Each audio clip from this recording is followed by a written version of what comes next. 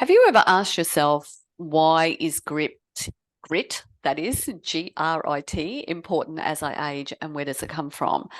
It may not be a question that you've ever asked yourself, but it is a topic that Sal and I want to talk about today. And I'm going to tell you why I thought this was a great topic for us. I had the delight of watching two grandkids at cross country this week. Now, one is in year 1 and one is in year 2. And the one in year 1 was just not really that keen. You could tell, it was like, okay, I'm going to do it because I have to do it. And, she took off on the run and then she stopped and she, plodded along a bit. And she got to the end and, all she was really interested in was hanging out with her friends. That was it. But the little fella who is in year 2, you could see him on the start line. He had the arms at the ready, the runner's brace. And he took off. And they had increased the run from the year prior. And I saw all these kids come around and they got to the point where they had to come up an incline. And as they started to come up this incline, I heard the moans. Ugh. And then I saw those that stopped. And then I saw those that kept on going. Some walked, some ran. And it got me to thinking about grit and how at 6 and 7 years old, we are already developing this in ourselves. And so I want to ask everybody this question. As a child, how much grit did you have? Did you give up when something got a little bit difficult for you, or did you keep on going? Any comments, Sal? No. Okay. Comments, no. All right. So let's talk about what grit is. It's perseverance. It's resilience. And I honestly think it's having a positive outlook on your ability to be able to do something, so that when you encounter a challenge, you go, oh, hang on a minute, I can do this. And you back yourself. I think there's a little bit of competition with yourself as well. Oh, I like that. Yeah, I hadn't thought about that. So you're competing internally within yourself as well. I like that. I like that. So, when you think about perseverance, that's just the determination to keep going. When you think about resilience, that's your ability to bounce back. And when you think about a positive outlook, that's you focusing on opportunities and growing. So, and I think it's really, really important as we age, because we're going to be facing more challenges. And those challenges are very different to what we had as when we were younger.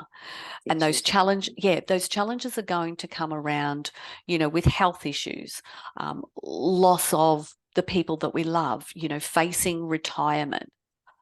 The list goes on. And so when we can dig deep and think about, do I have that level of grit within me?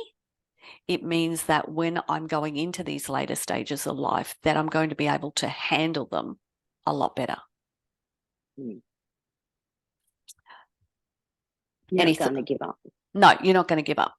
So, I've said this before. I'm a big believer in there are two groups of people as you age, and this is coming, from personal experience. Yes. Two groups of people: those that are just going to sit down and wait, and those that are going to do. Yeah. Yeah, absolutely. And that's where the grit comes in, the doing people. Yeah, absolutely. And so it does come down to your mindset, doesn't it? Really. Oh. Mm. And so you want to start to believe that you have the ability and the intelligence to learn and try new things. That would be first and foremost. Mm-hmm.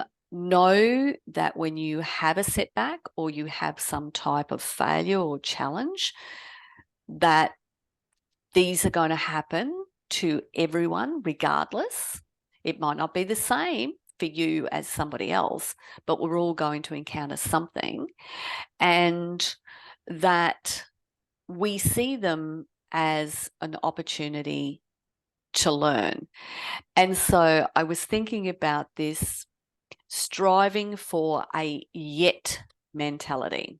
So instead of saying, I can't do, you have a mantra that says, I can't do this yet. Yeah. What do you think about using yet? I think that's great. I would rather use yet, or I would rather hear our ladies use the word yet than I can try. Yeah, I know. I went crooked paw this morning for using I'll try. I try. Big believer in when you say I'll try, it gives you an out. Yeah, totally. I totally agree with you on that. Yep. Yeah. So I love the word I can't do this yet. I think the other thing is to find your love of exploring old and new interests to keep your mind engaged.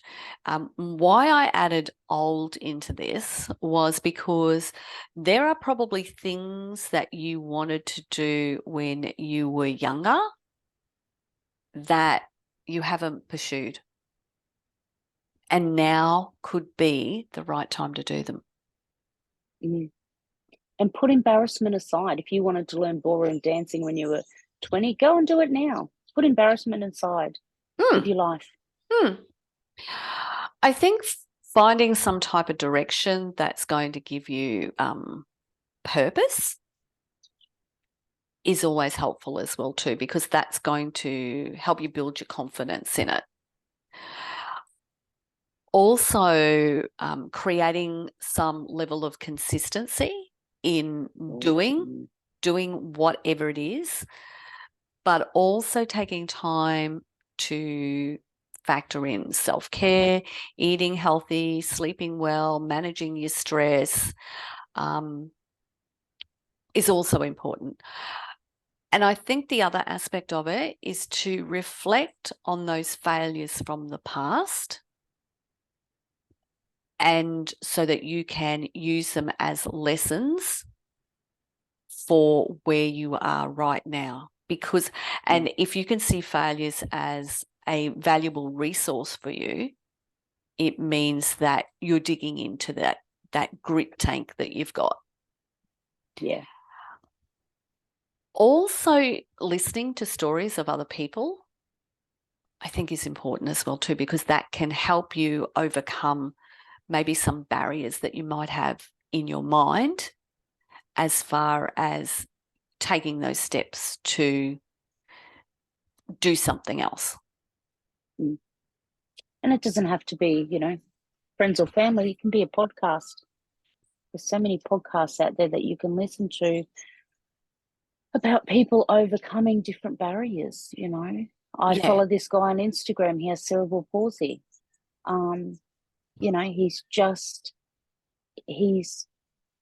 It goes back to fitness, but it goes back to him being able to live his life more fully, and he's just started swimming in a pool. And this guy is 38, 39, I think. Yeah.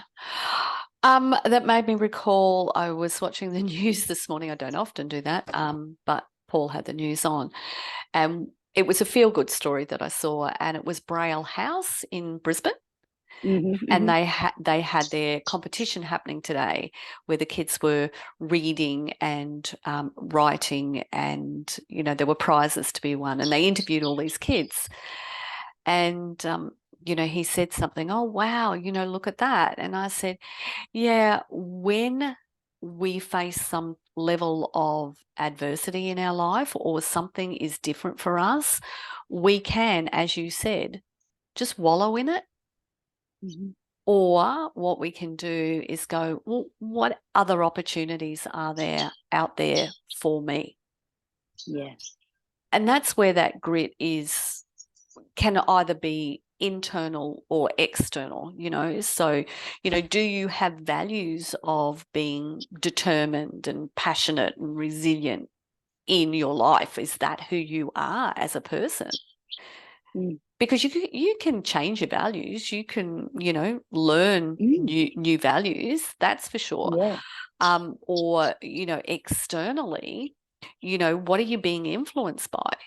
Do you have a supportive community around you, or do you have people who are pulling you down and continually saying to you, that you're not good enough? And do you value yourself? Yeah. Oh, first and foremost, because if you don't value yourself, and you're putting everybody else first before you, that's clearly saying to you that you don't value yourself. And I remember talking about this at one of the ageless confidence events that we did. And one of the ladies said, but what if everybody thinks that you're just being selfish? When you put yourself first. And I said, well, it doesn't matter what anybody else thinks of it.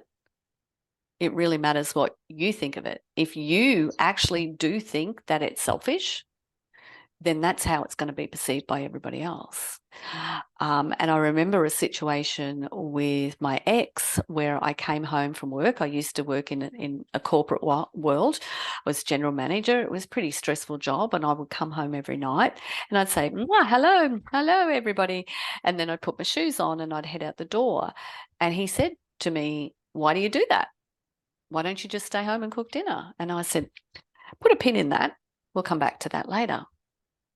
So off I went, and I came back home, and then, we cooked dinner, we sat down, and, I said, okay, let's get back to that question that you asked me, why don't I just cook dinner? Number one, when I go out there and do this for myself, I am giving myself the opportunity to process everything that happened that day. It's also good for me physically and emotionally. When I do that, I come home as happy Peter, not grumpy Peter. So that means that you get the best of me rather than the worst of me. And I'm not going to sit here and whinge about everything that happened in my day. The second thing is, you get home hours and hours and hours before I do. And if you would like to learn how to cook, I'm certainly willing to show you how to do that. As it turned out, he learned how to cook. He actually enjoyed it and went and did lots of different cooking lessons. And as a consequence of it, our teenage sons at the time were listening to this conversation. Both of them became chefs. They've now since changed those career paths, but they did become chefs because they actually enjoyed being in the kitchen. So it became a bit of a family thing, cooking. So, yeah. But self-care is so, so important, and valuing yourself when it comes to, having that level of importance on yourself. So, Sal, how would you rate grit for you?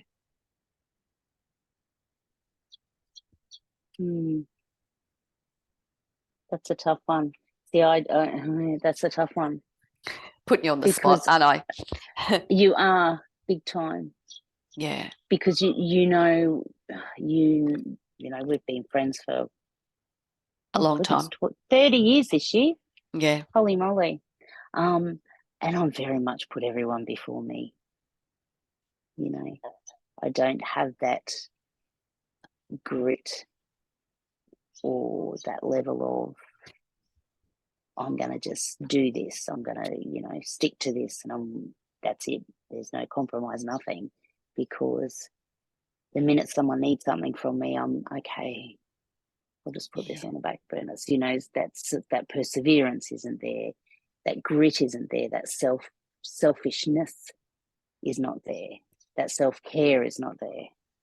I would say that, knowing you, that you have grit, because if I look at the things that you've done, when you made a decision after you had Olivia and you were almost hitting 100 kilos, yeah. was that not grit that got you through that? Yeah. That was determination. That was perseverance. That was all of those things that we talked about. You went, I'm going to do this, and I'm going to do it for me. And the thing about it is that it doesn't mean that you don't help other people. You can still help other people and still have grit. But what it's saying is that when you encounter something, what are you going to do about that something? Are you going to dig deep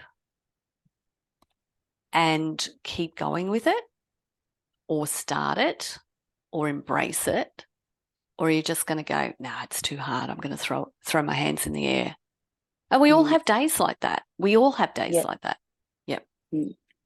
But just seeing then, I've had a friend tell me, okay, well, this is when you've had grit. Yep. That was dismissed by me. Not important. That's, no one cares about that. Yeah. But you have just gone, well, hang on a minute, I remember this time. Yeah. So when you do forget that if you do forget that you've got grit, turn to your friends. Look, and I honestly believe that it is something that we can all build and we can all use to help ourselves now and in the future. And there will be days where we just want to give up, and there will be days where we don't want to do things. And that's when we want that grit to kick in. We don't have to do that thing. Let's just use exercise as an example in this, okay? So let's say you're someone who does, 30 minutes of exercise, 5 days a week or something like that. And there is that day where something happens. And you need to do something for someone else, or you need to take care of some situation. So your grit will happen for you in this instance where you go, I need to do that, but I also need to be able to do this exercise for me because, these are all the reasons that I'm doing it. So, and that doesn't need to be 30 minutes of exercise. It just needs to be something for you, and that's where you're showing grit. So an example of that is when Paul was in hospital. And so instead of parking right there at the hospital, I parked further away because it gave me the opportunity to process mentally and physically. So I'm someone who does exercise in the morning, and I wasn't able to do that because, I was doing the horses, I was rushing up to the hospital, doing all sorts of things. So I went, I'm going to do some walking. But I made that so far away that I had to walk up this damn hill. And the hill I'm talking about. Yes. It's massive It hill. Is massive. Yeah, carrying all the bits and pieces, from the end of the day up that hill type of thing. What I would also do is when I came home, it didn't matter what time it was, I would go into my little studio and I would do, some days only one set, some days 2, some days 3, never more than 3. But it was just a little bit of weight training because that was normality for me. It wasn't at the same time of day. It was a different time of day. but it was just digging into that inner being of myself and showing myself that I had the grit to do something that was important for myself.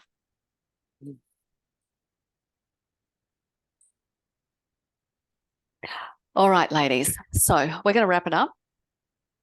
And what I want you to think about today is what values you have in life, and maybe even rate yourself on the grittiness scale. There actually is a questionnaire that you can do on grit. I'll see if I can find it and put it as a link so that you can actually go and do it, because I think it's a fascinating thing.